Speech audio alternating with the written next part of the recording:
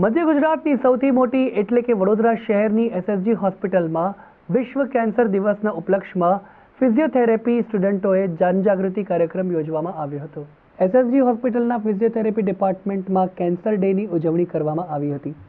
આવતીકાલે world cancer ડેના ઉપલક્ષમાં physiotherapy સ્ટુડન્ટોએ દર્દીઓને પ્રાથમિક જાણકારી આપી હતી। ફિઝિયોથેરેપી ડિપાર્ટમેન્ટમાં પ્લેકાર્ડ લગાવી કેન્સર અંગેની માહિતી આપી હતી। ફિઝિયોથેરેપીમાં અભ્યાસ કરતા સ્ટુડન્ટો દ્વારા મહિલાઓને કેન્સરના ચિહ્નો અંગે આપી વિસ્તૃત માહિતી અપાઈ હતી। કેન્સરના ચિહ્નો ઓળખીને તાત્કાલિક સારવાર લેવામાં આવે તો કેન્સર મટી શકે છે।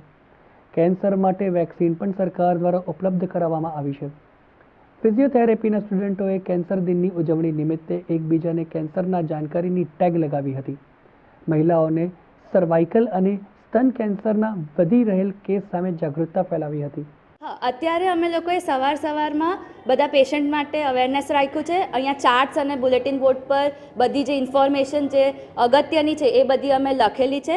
એના પછી 12 વાગ્યા પછી અમે એક નાનું ક્વિઝ ઓર્ગેનાઇઝ કર્યું છે, જેમાં કેન્સર રિલેટેડ બધું જે અવેરનેસવાળા ક્વેશ્ચન્સ છે એ બધા પૂછવામાં આવશે અને એ રીતે નોલેજ પાસ કરવામાં આવશે। કેન્સર વિશે અવેરનેસ આપીએ છીએ, અર્લી કેવી રીતના ડાયગ્નોસ કરી શકે એમની બીમારીને, એના વિશે અમે એમને જાણકારી આપીએ છીએ।